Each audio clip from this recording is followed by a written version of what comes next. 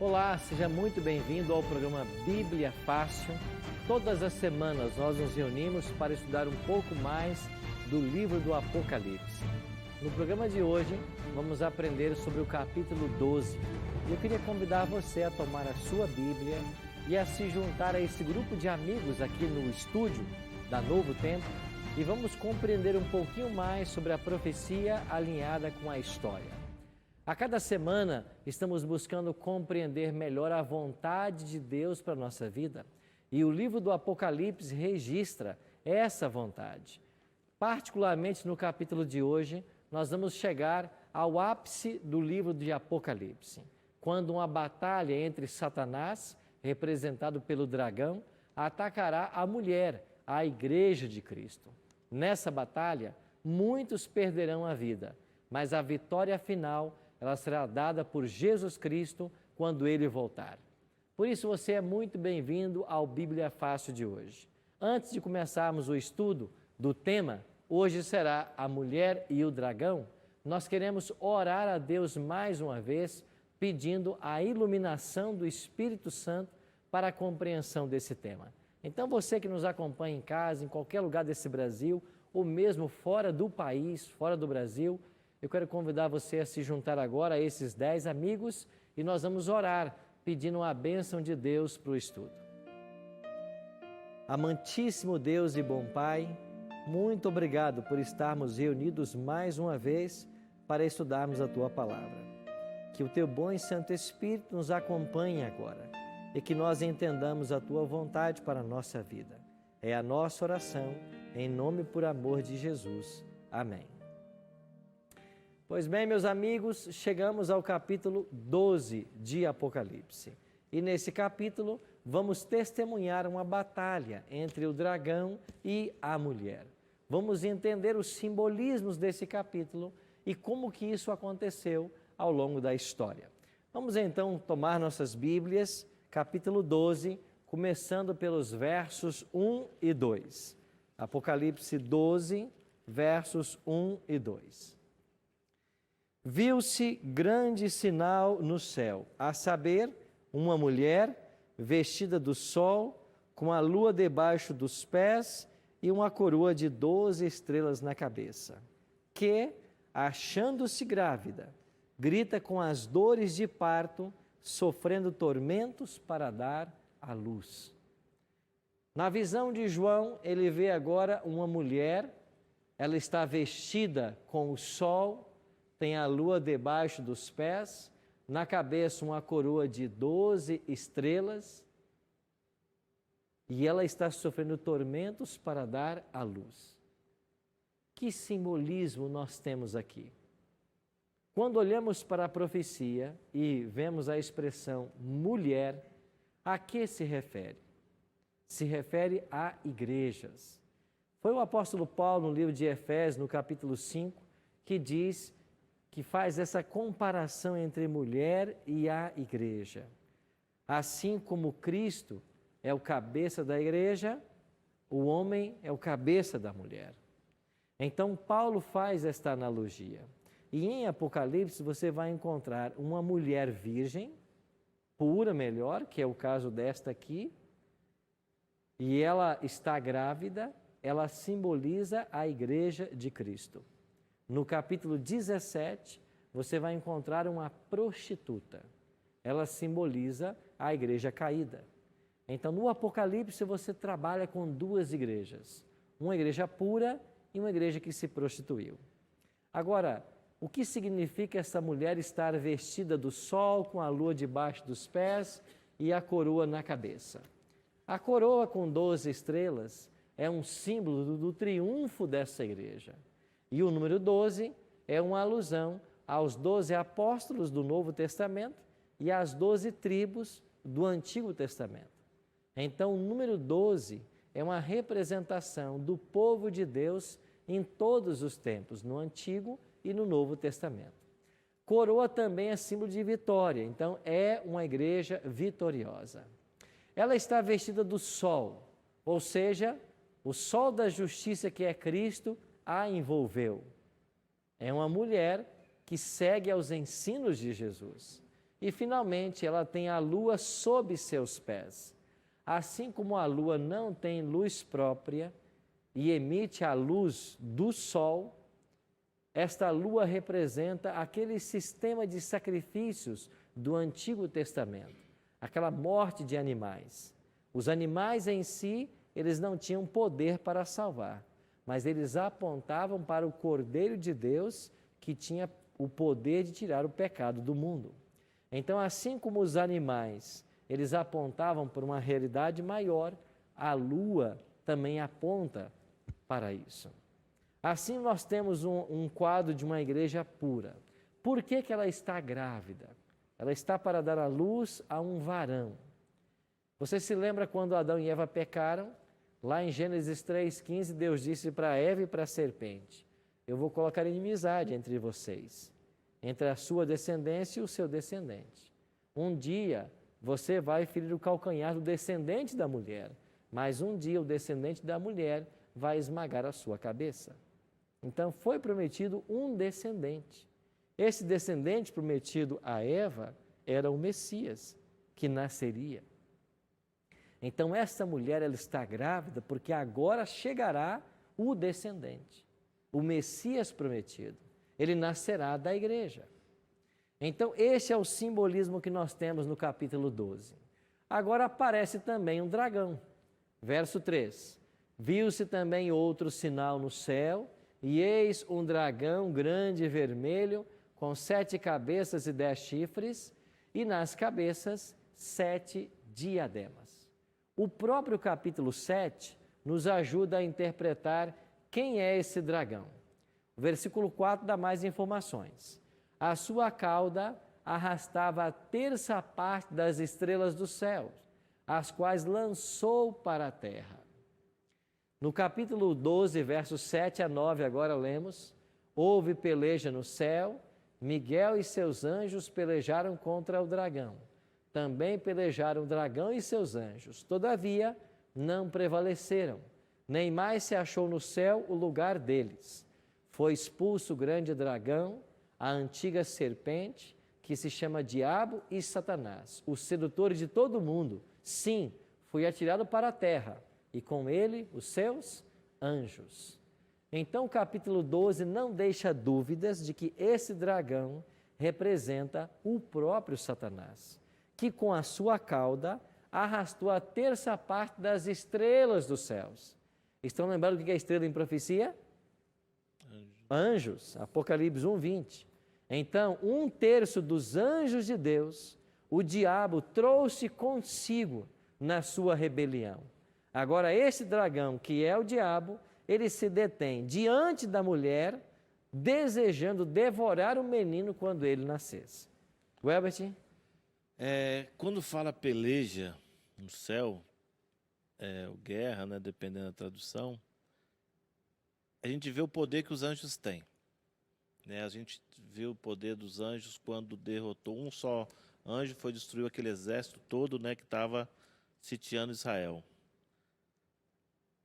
Que tipo de peleja foi essa? Tem como saber? Porque o poder dos anjos é muito grande, é tremenda. Ainda estava Jesus junto com os anjos que ficaram e aqueles que foram expulsos. Que tipo de peleja foi essa? Foi só verbal? Nós entendemos que ela não foi só verbal ou ideológica. Houve, de fato, uma peleja física. Houve uma guerra. Só que os anjos de Deus, liderados por Cristo, que são muito mais poderosos, eles expulsaram à força esses anjos dos céus. Quando o pecado surge no universo, é claro que em vários momentos, Deus tentou dissuadir Satanás da sua ideia e que ele voltasse atrás. Mas, infelizmente, isso não funcionou e ele não quis. No exercício do seu livre-arbítrio, ele pagou para ver. Ele queria saber até onde iria sua rebelião. E, infelizmente, ele conseguiu contaminar 1/3 dos anjos de Deus, que passaram a duvidar do caráter de Deus. Então, para que o universo não fosse ameaçado em sua felicidade e estabilidade, eles teriam que ser expulsos do céu e destruídos em algum momento. Então, foi de fato uma peleja física. Só que Satanás e seus anjos perderam. E eles foram expulsos do céu. E aí foram atirados para a terra. A terra estava sendo criada. E Deus, então, permitiu que Satanás viesse para a terra tentar Adão e Eva. Por que Deus permitiu que eles fossem tentados? Que Deus criou o homem para ser integrado à família celestial. E para que ele pudesse ser integrado, ele precisava passar por um teste. E ao homem também foi dado livre-arbítrio. Então Deus permitiu que lá Satanás estivesse para que o homem fosse tentado. Caso Adão e Eva resistissem à tentação, eles teriam sido integrados à família celestial e todos os seus descendentes continuariam com essa família celestial. Mas, infelizmente, aí aconteceu a história do pecado nesse planeta. Sim, minha amiga Natália? Pastor, o que evidencia que Jesus é o arcanjo Miguel? Porque eu não consigo entender. Aqui no capítulo 12, você tem Satanás liderando os anjos e você tem Miguel liderando os outros anjos de Deus. Então, Miguel é um título que significa quem é igual a Deus. Então, ele está à frente das hostes enfrentando o próprio Satanás. Se você vai para o capítulo 12 de Daniel, lá também vai dizer que nesse tempo se levantará Miguel, o defensor dos filhos do teu povo. Esse defensor é o próprio Jesus Cristo. Na profecia que estudamos algumas semanas atrás, de Daniel capítulo 9, lá foi dito que se passariam 69 semanas e apareceria o ungido, o príncipe. O ungido, o príncipe, é o próprio Messias. Então, em vários textos da Bíblia, ele é chamado de Miguel, o príncipe, e agora o Messias, o príncipe. Então, são termos aplicados a Jesus Cristo. Por que não pode ser um anjo de Deus? No próprio capítulo 10 de Daniel, você está tendo uma batalha entre dois anjos, Gabriel e Lúcifer. E a briga esteve empatada por 21 dias. Mas era o anjo Gabriel que estava enfrentando Lúcifer. E depois de 21 dias, Daniel orando, o céu enviou Miguel. E quando veio Miguel, Satanás perdeu a batalha. Então, esses textos nos evidenciam isto, de que Miguel é um título atribuído a Jesus Cristo. Deus também usa ou usou outros nomes, como Jeová-Jireh, Jeová-Rafá. Seria parecido com isso? Jesus usaria também outro nome de Miguel? Como Deus usou Há outros vários nomes na profecia aplicados a Cristo, né? Isaías o chama de maravilhoso, conselheiro, Deus forte para a eternidade, príncipe da paz. São títulos de Cristo. Emanuel é um deles. Então, Miguel é outro. Já quando falamos de Deus, os nomes para Deus, é porque na cultura hebraica, o nome, ele ajuda a definir o caráter da pessoa. Por exemplo, Jacó, enganador. Depois, quando ele passa pela experiência do Val do Jaboque, Deus muda o nome dele para Israel, pai de numerosa nação.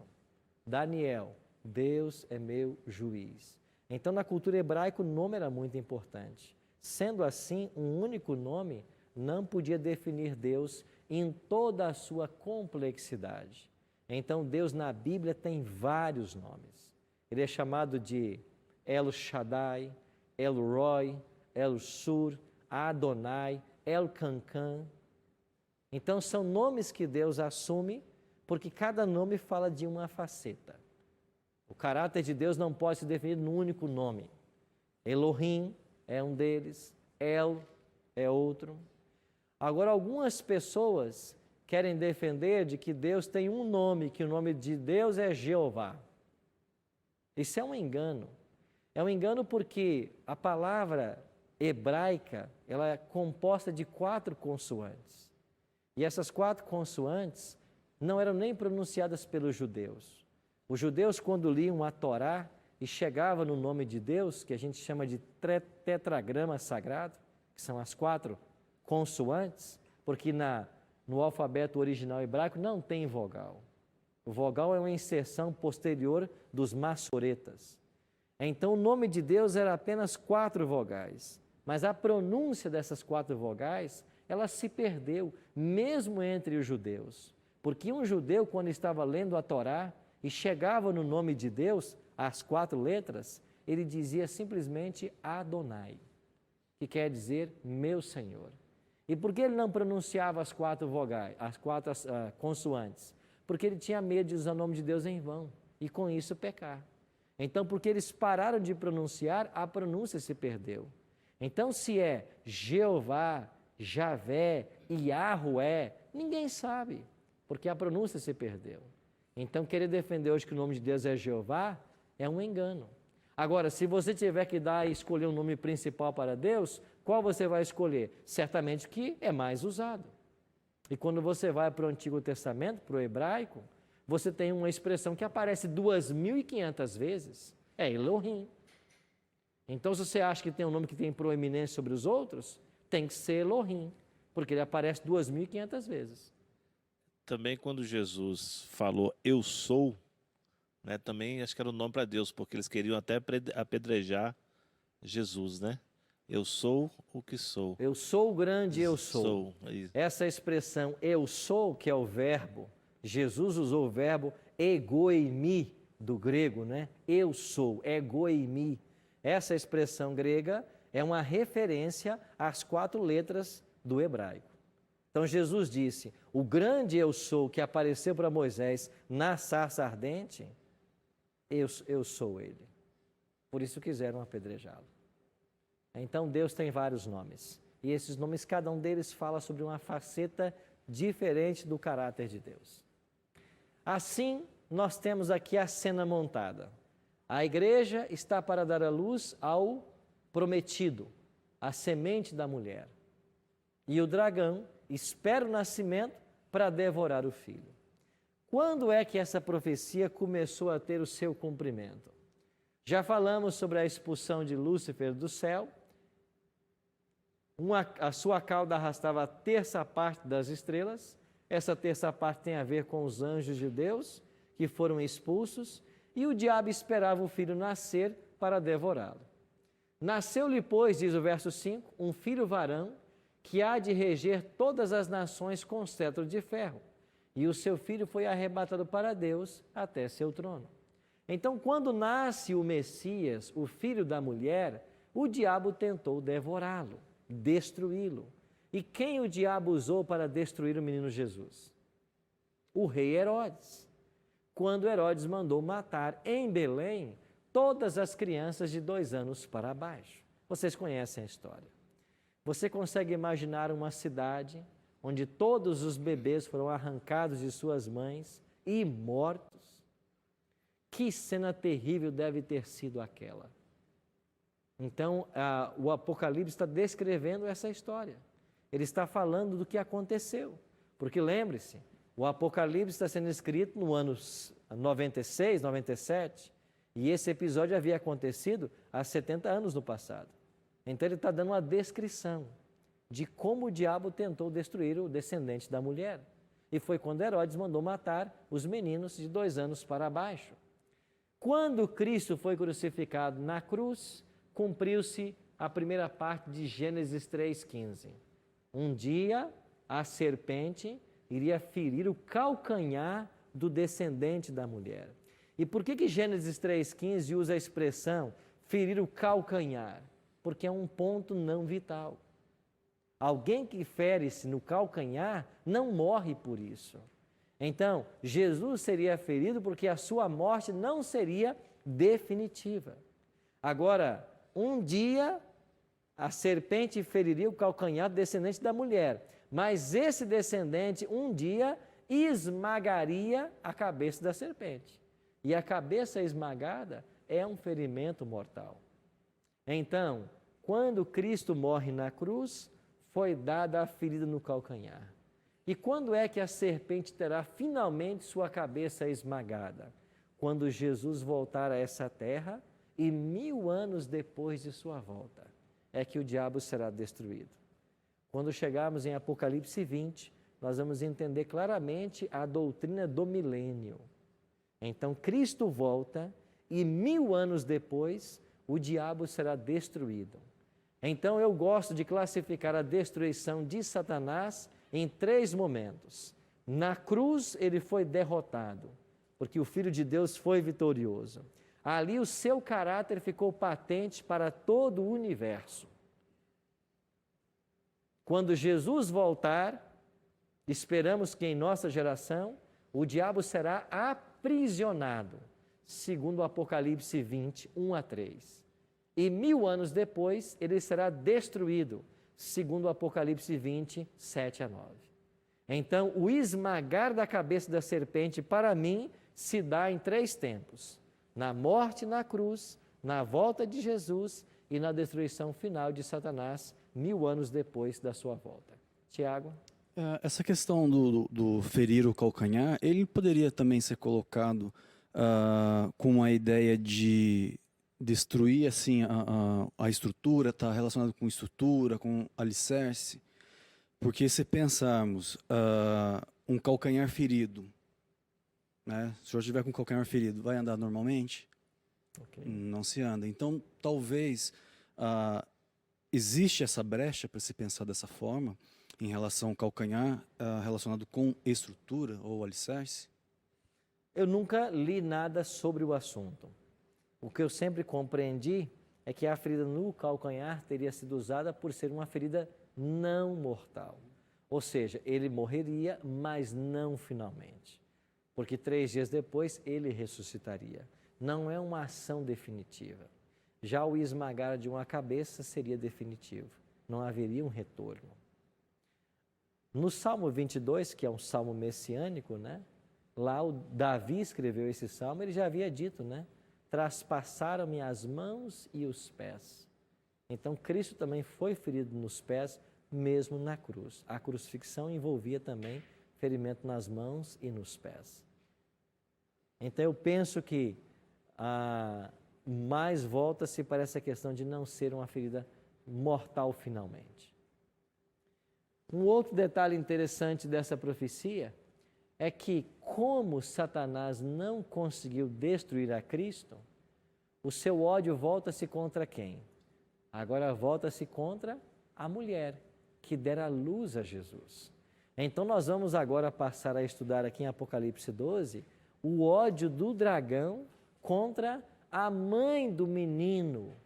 Ele não pôde destruir Jesus, ele vai tentar agora destruir a igreja. Nós vamos para um breve intervalo e quando voltarmos, compreenderemos um pouquinho mais a respeito dessas perseguições. Daqui a pouquinho voltamos.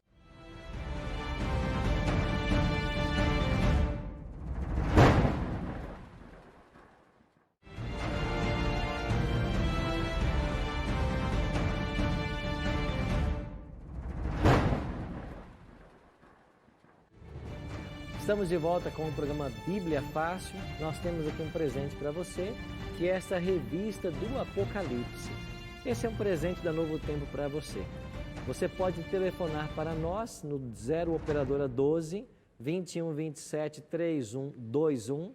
Você pode enviar uma mensagem de texto para o nosso WhatsApp 12 98100 1615, ou você pode então acessar nossa página na internet novotempo.com/Bíblia Fácil, preencher um formulário que há ali e você então vai receber essa revista na sua casa inteiramente grátis. Nem o correio você precisa pagar, porque a Novo Tempo paga isso para você. Porque a nossa missão aqui é disseminar a palavra de Deus e ajudar aqueles que querem compreender mais da Bíblia. Então peça agora mesmo sua revista, num prazo de 10 dias, 15 no máximo. Ela vai chegar na sua casa e você vai poder acompanhar o Bíblia Fácil com essa revista todas as semanas. Falamos há alguns instantes a respeito do nascimento da criança e falamos também de que essa mulher que tem a lua debaixo dos pés, ela representa a igreja. E no intervalo a gente conversava com o doutor Eduardo aqui e ele colocava para mim que não tinha ficado muito claro por que essa mulher representa a igreja e não Maria, por exemplo, que é a mãe terrena de Jesus. Bom, é verdade que Jesus nasceu de Maria. E nesse ponto do Apocalipse, nós não estamos tendo uma profecia, nós estamos tendo um relato histórico, porque o nascimento de Cristo já ficara 70 anos quase no passado. Agora, por que tem que ser a igreja? e não uma pessoa física. Porque na continuidade do capítulo, nós vamos ver que essa mulher vai ser perseguida por 12 séculos. E uma mulher física não pode ser perseguida por esse período de tempo. É por isso que tem que ser uma igreja. Então, por que é que tem que ser uma igreja? Porque ela vai apresentar características agora que a Bíblia coloca como sendo do povo de Deus.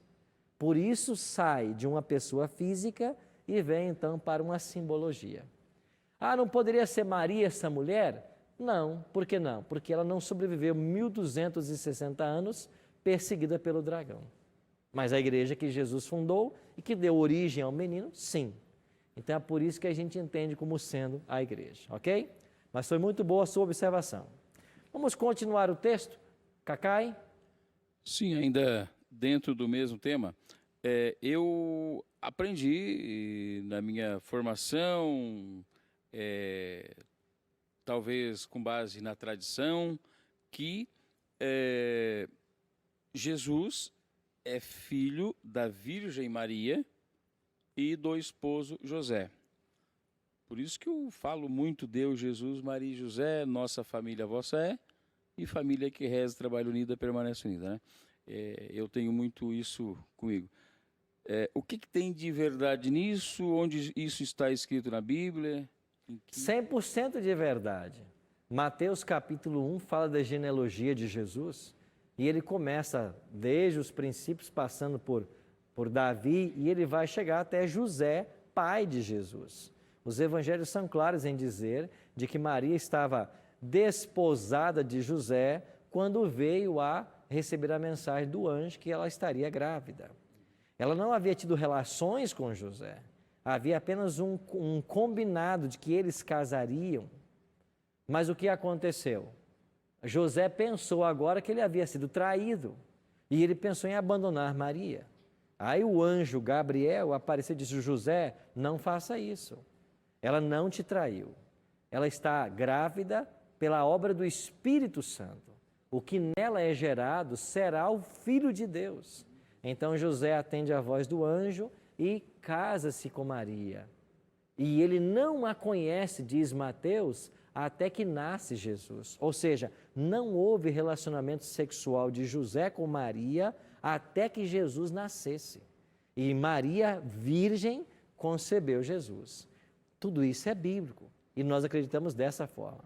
Só que a mulher do capítulo 12 não é uma alusão a Maria, porque é um símbolo. E a alusão é a igreja. E por que vai ficar mais claro daqui para frente? Olha esse verso que nós vamos ler agora. Versos 13 e 14.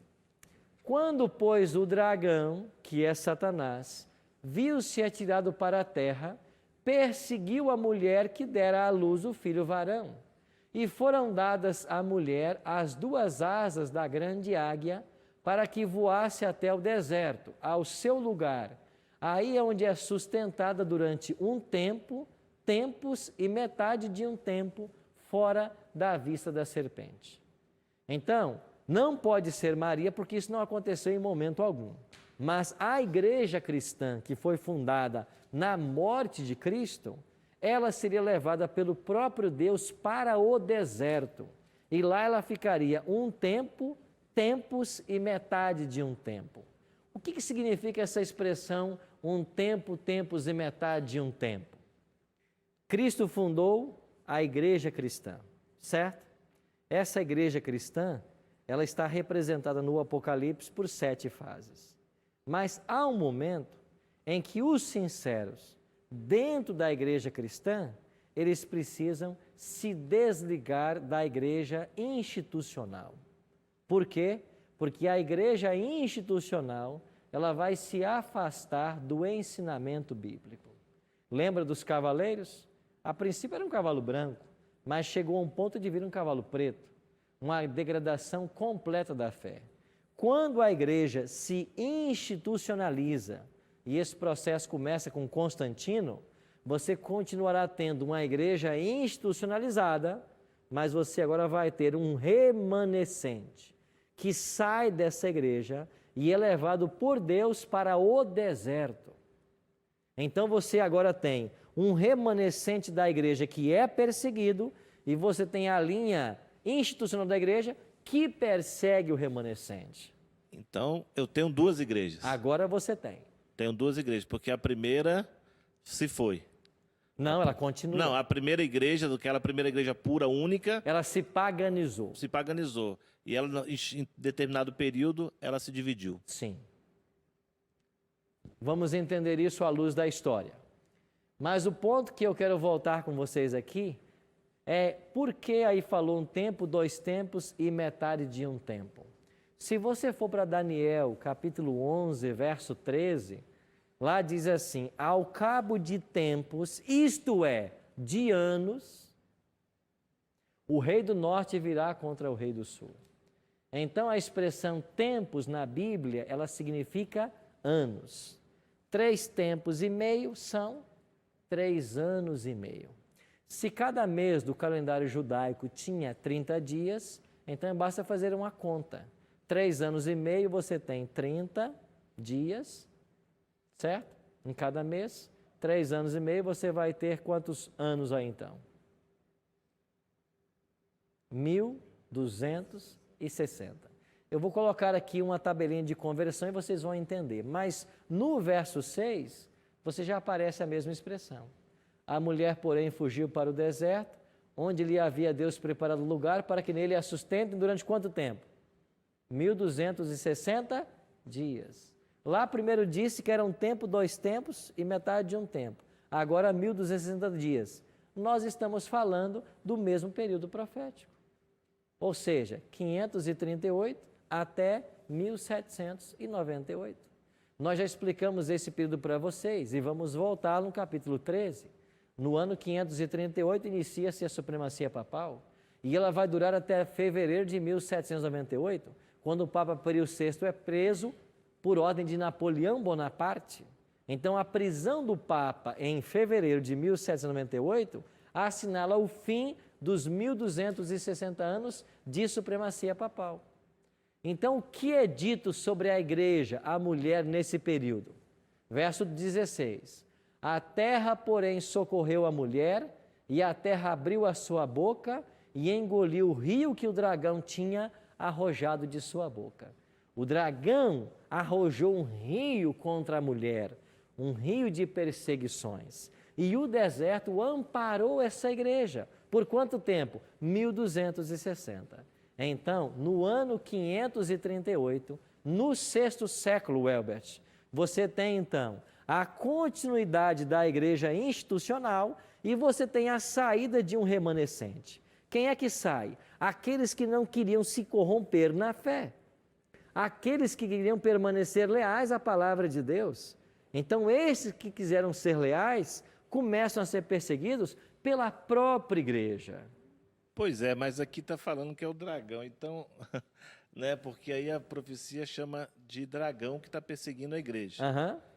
Se o dragão, que fala dragão, é a serpente, o diabo, mas o que aconteceu mesmo na prática, né? Foi a própria igreja que, junto com a Santa Inquisição. O que eu posso concluir?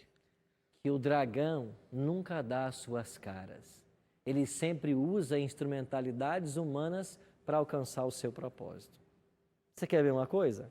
Você está no Apocalipse capítulo 12, não está? Então, olha aqui no capítulo 12 algo interessante. Versículo 4. O dragão se deteve em frente da mulher para lhe devorar o filho Para dar luz. quando o nascesse. O diabo tentou matar a Cristo no seu nascimento? Ele, Não. Quem é que ele usou?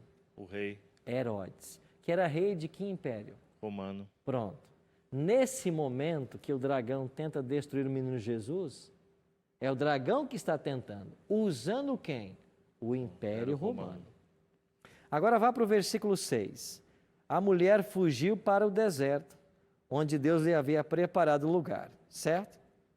Durante os 1260 anos que o dragão persegue a mulher, o diabo perseguiu a igreja por 12 séculos? Não, Sim. Sim, Mas ele usou quem para perseguir o remanescente? o poder papal. A igreja institucionalizada, liderada pelos papas. Se você for agora para o versículo 17 do mesmo capítulo, aí é dito: irou-se o dragão contra a mulher e foi pelejar com os restantes da sua descendência, os que guardam os mandamentos de Deus e têm o testemunho de Jesus. Esse guardar os mandamentos de Deus e ter o testemunho de Jesus, como iremos ver hoje, são características da igreja de Deus no tempo do fim. Mas o dragão vai aparecer para perseguir o povo de Deus no tempo do fim? Não. Ele vai usar mais uma vez instrumentalidades humanas. E nós iremos no capítulo 13, que será os Estados Unidos da América do Norte.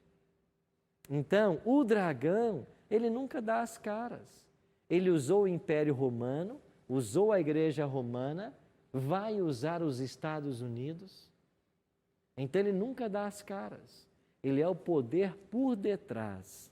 É por isso que o dragão está perseguindo a mulher. Então, a mulher perseguida, ela é o remanescente que saiu da mulher que se prostituiu. E quando chegarmos no capítulo 17, você vai ver a mulher prostituta, que se prostituiu. Então, Cristo fundou uma igreja, mas historicamente essa igreja se prostitui. E a igreja cristã torna-se uma igreja institucional e o remanescente tem que sair dela. Por quanto tempo? 1260 anos. Mas quando terminar os 1260, ela tem que aparecer. Quando é que terminou os 1260 anos? 1798. E quando é que a igreja remanescente aparece? Na nossa visão, 1844. Lembra da profecia, Daniel 8,14? 1844? 46 anos depois do período do deserto. Fica claro para vocês que nós temos em algum momento da história uma divisão dentro da igreja? Você tem a igreja cristã que Jesus fundou, mas quando esta igreja começa um processo de paganização, começando com Constantino, a igreja vai se institucionalizar. E ela, chamada igreja cristã, passará a ser chamada agora igreja romana. Porque foi o imperador romano que influenciou. Então você tem agora na Idade Média a igreja romana. Só que a igreja romana se afastou de muitos marcos da Bíblia. E pessoas que não quiseram coadunar com o erro começaram a ser perseguidas. E o que fez Deus? Pegou esse remanescente e levou para o deserto por 1260 anos. Então, quem são os sinceros de Deus que por 1260 anos estiveram ocultos em regiões montanhosas e isoladas da terra? São os povos que nós já conhecemos pela história, que se mantiveram leais à palavra de Deus, como os valdenses, albigenses, huguenotes e outros. Eles não organizaram uma igreja, eles eram povos leais à palavra de Deus, que foram perseguidos pela igreja romana, encabeçados pelo Papa. Você entende então que esta mulher, ela começa a ser perseguida pelo dragão? E agora o que acontece? Em todo o tempo, Deus tem o seu povo sincero. E quando chegamos no século XVI, dentro da própria igreja romana, vai surgir um desses leais à palavra de Deus, um monge agostiniano chamado Martinho Lutero. Ele era um sacerdote, ele nunca pensou deixar a igreja, mas ele não concordava com aquilo que a igreja estava fazendo. Então ele propôs uma mudança. Ele começou a escrever contra o que a igreja praticava de errado. E o ápice desse movimento foi no dia 31 de outubro de 1517, quando ele escreveu 95 teses contra a venda de indulgências, contra a ideia de que você pode comprar o perdão para os seus pecados. Isso levou a igreja romana a excomungar Lutero. E uma bula papal foi feita excomungando o sacerdote. E ele então teve que dar respostas à igreja. E eu disse para vocês outro dia que ele foi para Worms para defender sua fé. E lá em Worms ele se posicionou ao lado da Bíblia, ao lado da verdade. E de Worms ele foi levado, sequestrado por amigos para salvar-lhe a vida, para esse castelo de Wartburg. E aqui nesse castelo, por 10 meses, Lutero esteve escondido da Igreja Romana e dos papas. E nesse castelo, nesses 10 meses, enquanto a Igreja Romana pensou que Lutero havia desaparecido e estava morto, ele traduziu o Novo Testamento para o alemão. E quando os inimigos pensaram que Lutero estava morto, a Bíblia estava chegando na língua do povo no comércio de Wittenberg. Carolina? Pastor, eu li aqui que no versículo 17, que o dragão se irou contra a mulher, porque Deus tinha posto ela no deserto, e ele então foi pelejar com o restante da descendência da igreja. Quem seriam esses descendentes da igreja? Esta igreja que se institucionalizou, se paganizou, saiu dela um grupo sincero e fiel. E esse grupo que permanece, esse restante, é chamado de remanescente. Os que permanecem, o remanescente, o fiel. E nesse texto de Apocalipse 12, 17, você consegue descobrir quem é o povo remanescente de Deus. Aqui diz claramente, os que guardam os mandamentos de Deus e têm o quê? O testemunho de Jesus. Então, a Bíblia não deixa dúvidas. Deus tem um povo nessa terra. O dragão está irado contra este povo. O dragão não está irado contra todas as igrejas, não se engane. Ele está irado contra um povo. Que povo? Os que guardam os mandamentos de Deus e têm o testemunho de Jesus. Agora, quantos são os mandamentos de Deus? Não são 10? Então, aquele que procura observar toda a lei, ele será perseguido. E dentro desta lei de Deus está o 4º mandamento, o sábado. Então, você quer encontrar a igreja remanescente, que depois de 1260 anos sairia do deserto? Você vai encontrar isso na igreja adventista, que em 1844 surge como uma instituição mundial, pregando a vigência da lei de Deus, inclusive o sábado, e tem mais uma coisa, ela teria que ter o testemunho de Jesus. Agora abra a sua Bíblia aí, em Apocalipse capítulo 19, e olha para o verso 10. 19, 10. Última parte. Pois o testemunho de Jesus é o quê? O espírito da profecia. Então, a igreja remanescente do tempo do fim, ela é caracterizada no Apocalipse por 2 características. Ela guarda todos os mandamentos e ela tem o testemunho de Jesus. O que é o testemunho de Jesus? É o espírito de profecia, ou seja, teria que haver o dom profético com essa igreja. E os adventistas creem que esse dom profético, que é o testemunho de Jesus, foi manifestado na igreja através do ministério de uma mulher chamada Ellen G. White. E quem foi Ellen G. White? Essa mulher nasceu em 1827. E em 1844, lembra do movimento millerita, da grande decepção? Ela estava com 17 anos. E depois da grande decepção, que foi em outubro, 2 meses depois, dezembro, ela teve uma visão onde Deus a chamava, ela estava com 17 anos, ao ministério profético. Só que era uma jovem muito doente. Ela tivera um acidente no 2º ano escolar e ela só frequentou a escola 2 anos. Mas ela aceitou o chamado de Deus e a partir daí, durante 70 anos, ela foi uma voz profética dentro da igreja adventista. Essa mulher viveu na época vitoriana, de 1827 a 1915. Completamos agora um centenário da morte dela. E ela escreveu 100.000 páginas manuscritas. E essas páginas que ela escreveu, desde 1844 em diante, até o ano da sua morte, em 1915, foram traduzidas para várias línguas. E no português, Nós temos mais de 60 livros traduzidos dela. E esta mulher é tida pelos adventistas como uma profetisa. Por quê? Porque Deus a usou de forma sobrenatural. O que ela escreveu antecipou-se ao conhecimento em mais de 40 anos. Por exemplo, naquele tempo, na era vitoriana, quando um doente era isolado dentro de um quarto escuro, ela disse que os doentes precisavam da luz solar e que a luz solar ajudaria a matar as bactérias que poderiam haver dentro de uma casa.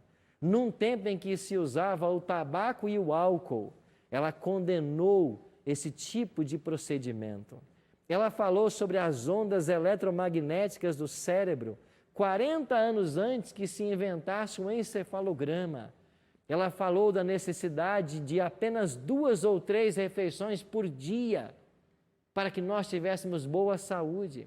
Falou do descanso, de se dormir cedo e acordar mais cedo. Falou dos perigos do alimento cárneo e que também leite e ovos logo deveriam ser deixados. E o que nós estamos assistindo hoje? Através dos sérios cientistas, de que estas coisas trazem doença às pessoas. Esta mulher se antecipou em mais de 40 anos do conhecimento de sua época. E tudo que ela escreveu é para nos orientar e nos levar para a palavra de Deus. A Igreja Adventista não acredita que os escritos dela estejam no mesmo pé de igualdade que a Bíblia. Para nós, a Bíblia é a autoridade suprema. O que ela escreveu são conselhos para mim e para você que nos levam de volta à palavra de Deus. Aí eu pergunto para você, nós temos sim um remanescente nos dias atuais. E esse remanescente tem 2 características. Ele vai continuar crendo na vigência da lei de Deus e ele vai continuar tendo um profeta em seu meio. E mesmo após a morte de Ellen G. White, os escritos dela ainda falam. E todo livro que você pega para ler, quer seja sobre família, saúde, educação, todos os assuntos, ela é uma mulher equilibrada e que nos busca levar de volta sempre para a palavra de Deus. Deus tem uma igreja visível, sim. Esta igreja visível surgiu no cenário mundial em 1844, defendendo a vigência da lei de Deus e tendo o testemunho de Jesus, que é um profeta moderno. Agora, Deus também tem uma igreja invisível. Com base em que eu digo isso? Com base em textos como, por exemplo, João 10, onde Jesus afirmou que eu ainda tenho muitas ovelhas que não são desse aprisco, a mim convém conduzi-las e elas ouvirão a minha voz. João 10, 16. Em Apocalipse 18, 4, Deus faz um apelo para o seu povo. Sai de Babilônia, povo meu. Deus tem um povo na confusão religiosa. Deus tem pessoas sinceras em todas as igrejas.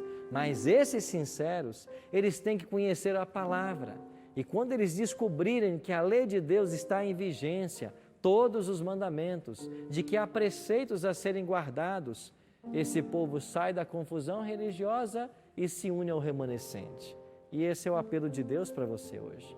Que você esteja disposto a tomar partido com o remanescente, a estar na igreja que prega a vigência da lei de Deus, que prega tudo que a Bíblia ensina e que tem um profeta em seu meio. Um povo que esteve no deserto por 12 séculos, mas reapareceu no cenário mundial com uma missão: preparar um povo para a volta de Jesus.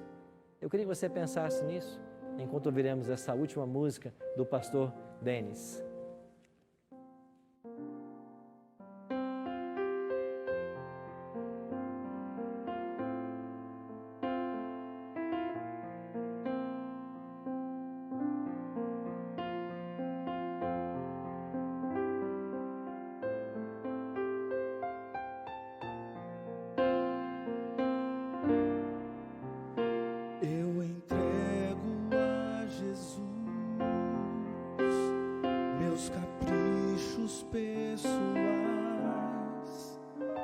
As vontades tão carnais e sigo em frente.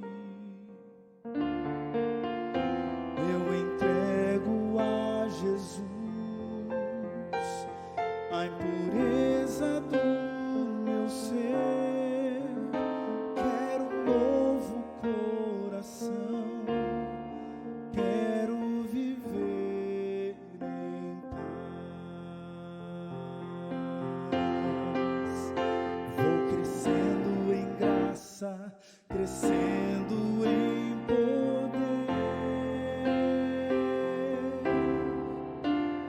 Vou crescendo em graça, movido pela fé, explodindo de vontade de estar com meu Jesus, pois já é tarde, o sol se esconde, logo vem a negra noite, e amanhã trará o brilho da face do meu Senhor.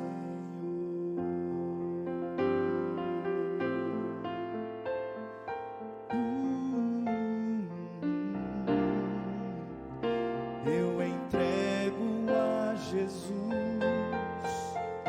toda mágoa que houver, para que eu possa perdoar meu semelhante. Eu entrego a Jesus preconceitos que formei. Quero um novo coração, quero viver feliz. Vou crescendo em graça, crescendo em poder. Vou crescendo em graça, movido pela fé,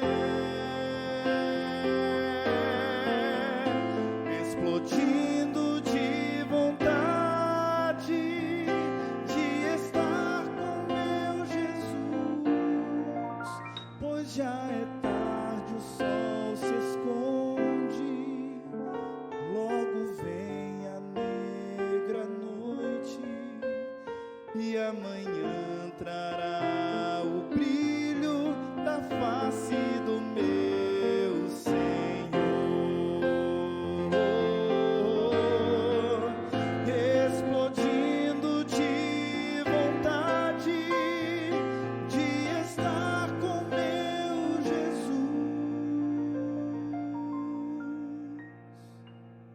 pois já é tarde, o sol se esconde, logo vem a negra noite, e amanhã trará o brilho da face do meu Senhor.